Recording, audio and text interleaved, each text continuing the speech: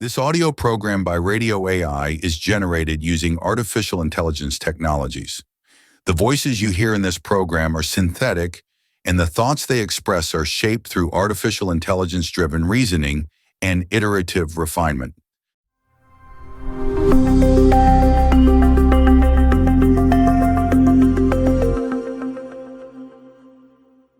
Welcome to Radio AI. Today we're diving deep into, well, one of the really big questions of our time. Can machines actually think? It's a huge one. Yeah, it kind of unsettles that boundary between, computation and philosophy, doesn't it? Absolutely. It challenges our fundamental ideas about intelligence itself. Okay, so let's unpack this a bit. Is thought just symbol manipulation, like a computer following rules? Yeah. Or does it need something deeper, like genuine inner awareness? That really is the core question, and how we define thought changes everything for AI. It's not just playing with words, it's foundational. Totally foundational. So when people try to get a handle on this, especially with machines, what's a common starting point? A lot of people start with the functionalist stance. Basically, the idea is if a system acts like it's thinking, it processes information, draws conclusions, solves problems, maybe it generates a new proof or adapts, then functionally speaking, it is thinking. It's much less about what's going on inside, if anything, and more about the observable output, the performance. So if my AI assistant plans my schedule perfectly or drafts a decent email, functionalists might say, yep, that's thought, even if there's no feeling behind it. Exactly right.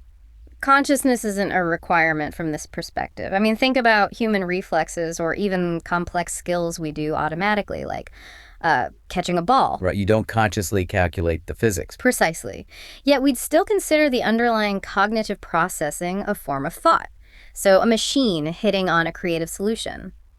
From this view, that's intelligence in action, similar to how biology works through behavior. Okay, that functionalist view makes a certain kind of sense. Focus on what it does.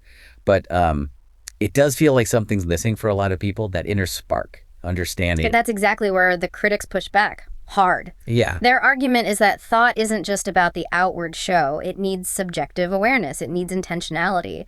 The quality of being about something, having beliefs or purposes. Yeah. Yes, grasping meaning. Not just manipulating symbols based on their form. What's really fascinating here is thinking about, say, a machine that could translate languages perfectly, or even write beautiful poetry. Critics would argue it could do all that without ever knowing what the words mean or understanding the emotions or values it's describing. It processes, sure, but does it comprehend?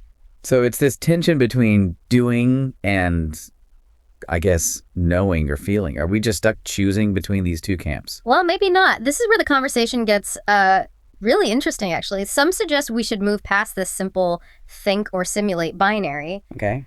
The idea is that thought might not be just one thing. It could be more like a family of processes. So biological creatures like us, we have one mode, rich with subjective awareness, grounded in our bodies. Right. Machines might develop a completely different mode, maybe rooted in formal logic, massive data patterns, adaptive algorithms. It's still a form of intelligence, just different. So we need different criteria to evaluate them. Like, can it come up with genuinely new strategies? Can it generalize from just a little bit of data? Can it make, say, ethical choices? Exactly. And those criteria might even clash sometimes, which just shows how complicated this landscape really is. It's not straightforward. And then you throw in embodiment. That makes it even trickier, right? Our thinking feels so tied to having a body, interacting with the world through senses and movement. That's a huge debate. Is genuine understanding, real meaning, possible without that physical grounding?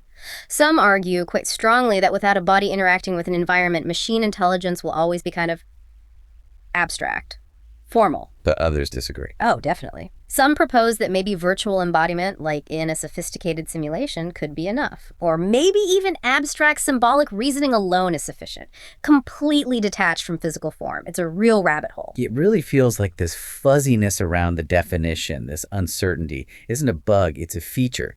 It shows how deep the question goes. I think that's a great way to put it. Maybe there isn't one single neat definition of thought that covers everything.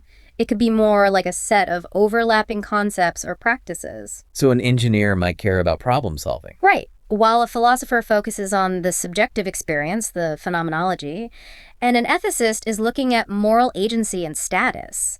They aren't necessarily talking about the exact same thing, even when they use the word thought. That raises a really important point. It does, because if these definitions pull in different directions, how do we navigate things like AI design or governance, or even deciding if an AI deserves certain rights or considerations? The meaning of thought itself has changed over centuries, too, reflecting dominant metaphors mechanical, then computational. So our current debates might just be another phase. Quite possibly. Provisional, likely to evolve as our technology and our understanding evolve, too. So where does that leave us then? This deep dive really highlights that thinking about thinking, especially artificial thinking, is messy. There are no easy answers here. No, there aren't. And maybe the goal isn't to find the final answer, to nail down the concept once and for all. Perhaps it's more about cultivating a kind of mental flexibility. A framework. Yeah, a framework that lets us navigate these different perspectives, the engineering, the philosophical, the ethical, both in how we think about it and how we build and use these systems. It's about appreciating the richness of the question itself and accepting that our definitions will probably keep shifting. That's a really valuable perspective. Thank you so much for joining us on Radio AI for this deep dive. We genuinely love to hear your thoughts and reflections down in the comments. Please do share them. Hope to have you with us again on Radio AI. Until next time.